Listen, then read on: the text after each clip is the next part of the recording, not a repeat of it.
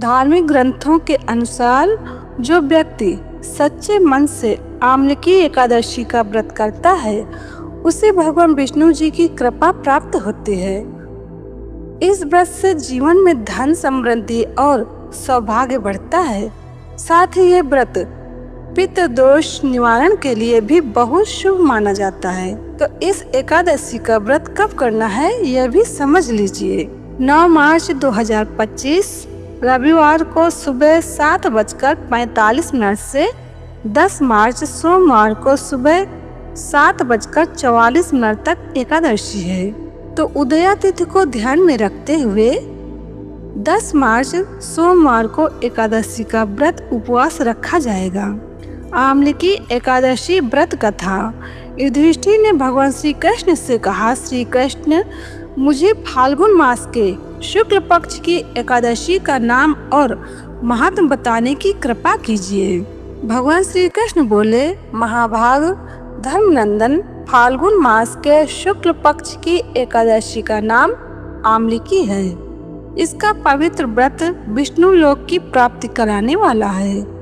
राजा मानधाता ने भी महात्मा वशिष्ठ जी से इसी प्रकार का प्रश्न पूछा था, जिसके जवाब में वशिष्ठ जी ने कहा था, महाभाग भगवान विष्णु जी के थूकने पर उनके मुख से चंद्रमा के समान कांतिमान एक बिंदु प्रकट होकर पृथ्वी पर गिरा।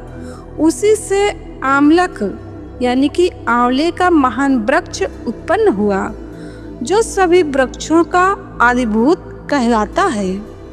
इसी समय प्रजा की सृष्टि करने के लिए भगवान ने ब्रह्मा जी को उत्पन्न किया और ब्रह्मा जी ने देवता, दानव, गंधर्व, यक्ष, राक्षस, नाग तथा निर्मल अंतःकरण वाले महर्षियों को जन्म दिया। उनमें से देवता और ऋषि उस स्थान पर आए जहाँ विष्णु प्रिय आमलक का वृक्ष था। महाभाग उसे देखकर देवताओं को बड़ा विस्मय हुआ, क्योंकि उस वृक्ष के बारे में वे नहीं जानते थे। उन्हें इस प्रकार विस्मित देख आकाशवाणी हुई, महर्षियों, यह सर्वश्रेष्ठ आमलक का वृक्ष है जो विष्णु जी को बहुत प्रिय है। इसके स्मरण मात्र से गोदान का फल मिलता है। स्पर्श करने से इससे दुगना और फल भक्षण करने से तिगुना पुण्य प्राप्त होता है। यह सब पापों को हरने वाला वैष्णव वृक्ष है। इसके मूल में विष्णु जी, उसके ऊपर ब्रह्मा जी, स्कंद में परमेश्वर भगवान रुद्र, शाखाओं में मुनि, टहनियों में देवता, पत्तों में वसु, फूलों में मरुदगण तथा फलों में समस्त प्रजापति वास करते हैं। आमलक सर्वदेवमय है, अतः विष्णु भक्त पुरुषों के लिए यह परम पूज्य है। इसलिए सदा प्रयत्न पूर्वक आमलक का सेवन करना चाहिए। ऋषि बोले, आप कौन हैं? देवता हैं या कोई और? हमें ठीक ठीक बताइए।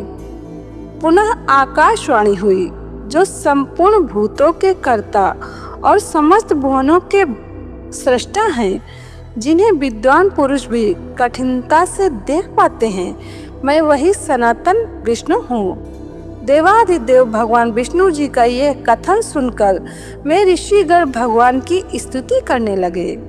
इससे भगवान श्री हरि संतुष्ट हुए और बोले, महर्षियों, तुम्हें कौन सा अभीष्ट वरदान दूं? ऋषि बोले, भगवान, यदि आप संतुष्ट हैं तो हम लोगों के हित के लिए कोई ऐसा व्रत बतलाइए जो स्वर्ग और मोक्ष रूपी फल प्रदान करने वाला हो।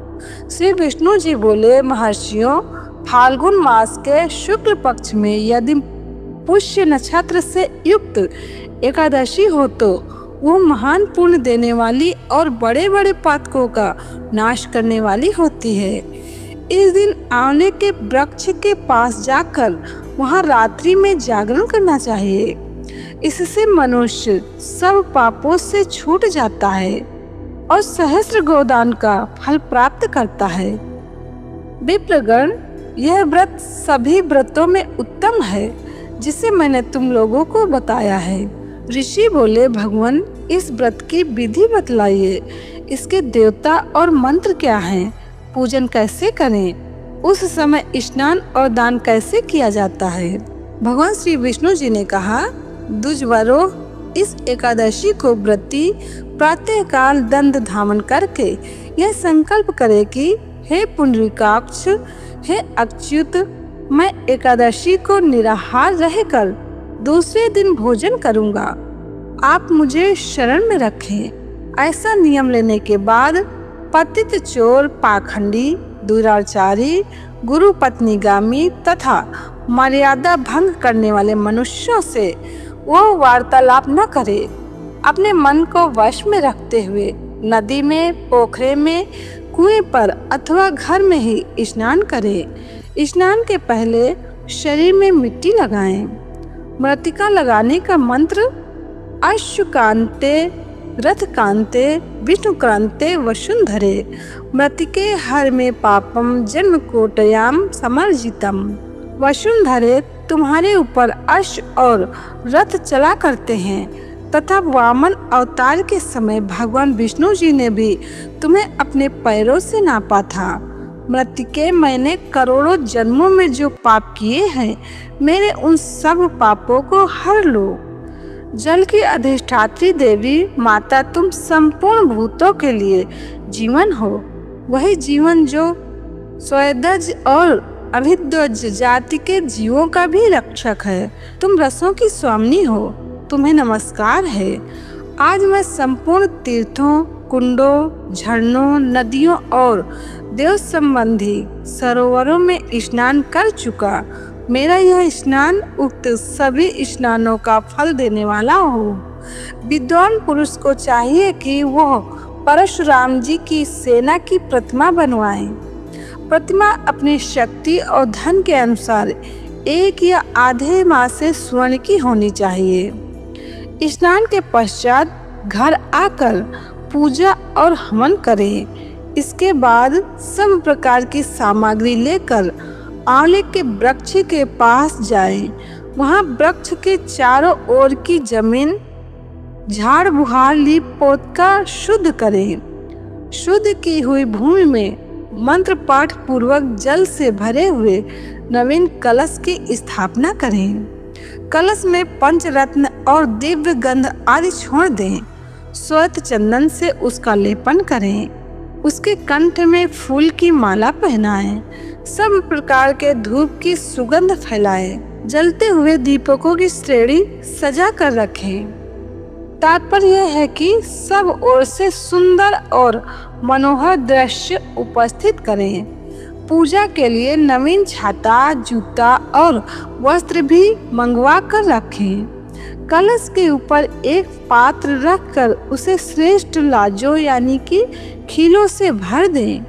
फिर उसके ऊपर परशुराम जी की मूर्ति स्वर्ण की स्थापित करें, अथवा तो अपने सामर्थ्य के अनुसार जो भी हो उसे स्थापित करें। विश्वकाय नमः कहकर उनके चरणों की, विश्वरूपिणे नमः से दोनों घुटनों की, उग्राय नमः से जांघों की, दमोदराय नमः से कटिभाग की, पद्मनाभाय नमः से उदर की, श्री वसुधारिणे नमः से वक्ष स्थल की यानी कि हृदय की, चक्रिणे नमः से बाईं बाह की, गदने नमः से दाहिनी बाह की, वैकुंठाय नमः से कंठ की, यज्ञ मुखाय नमः से मुख की, विश्वनिधये नमः से नासिका की, वासुदेवाय नमः से नेत्रों की, वामनाय नमः से ललाट की, सर्वात्मने नमः से संपूर्ण अंगों तथा मस्तक की पूजा करें। यही पूजा के मंत्र हैं। तदंतर भक्ति युक्त चित्त से शुद्ध फल के द्वारा देवाधिदेव परशुराम जी को अर्घ प्रदान करें। अर्घ का मंत्र इस प्रकार है: नमस्ते देव देवेश जामदग्न नमोस्तुते गृणार्घमिमं दत्तमाम लक्ष्यायुतं हरे। अब इसका अर्थ भी समझ लेते हैं। देव देवेश्वर जमदग्नि नंदन श्री विष्णु स्वरूप परशुराम जी, आपको नमस्कार है, नमस्कार है। आंवले के फल के साथ दिया हुआ मेरा यह अर्घ ग्रहण कीजिए। तदंतर भक्ति युक्त चित्त से जागरण करें। नृत्य, संगीत, वाद्य, धार्मिक उपाख्यान तथा श्री विष्णु संबंधित कथा वार्ता आदि के द्वारा वो रात्रि व्यतीत करें। उसके बाद भगवान विष्णु जी के नाम से लेकर आमलक वृक्ष की परिक्रमा 108 या 28 बार करें। फिर सवेरा होने पर श्री हरि की आरती करें। ब्राह्मण की पूजा करके वहाँ की सब सामग्री उसे निवेदित कर दें। परशुराम जी का कलश, 2 वस्त्र, जूता आदि सभी वस्तुएं दान कर दें और ये भावना करें कि परशुराम जी के स्वरूप में भगवान विष्णु जी मुझ पर प्रसन्न हों। तत्पश्चात आमलक का स्पर्श करके उसकी प्रदक्षिणा करें और स्नान करने के बाद विधि पूर्वक ब्राह्मणों को भोजन कराएं। तदंतर कुटुंबियों के साथ बैठकर स्वयं भी भोजन ग्रहण करें, लेकिन भोजन उपवास वाला करना है, अन्न नहीं खाना है। संपूर्ण तीर्थों के सेवन से जो पुण्य प्राप्त होता है तथा सब प्रकार के दान देने से जो फल मिलता है वो सब उपर्युक्त विधि के पालन से सुलभ होता है। समस्त यज्ञों की अपेक्षा भी अधिक फल मिलता है, इसमें तनिक भी संदेह नहीं है। ये व्रत सब व्रतों में उत्तम है। वशिष्ठ जी कहते हैं, महाराज, इतना कहकर देवेश्वर भगवान विष्णु जी वहीं अंतर्धान हो गए।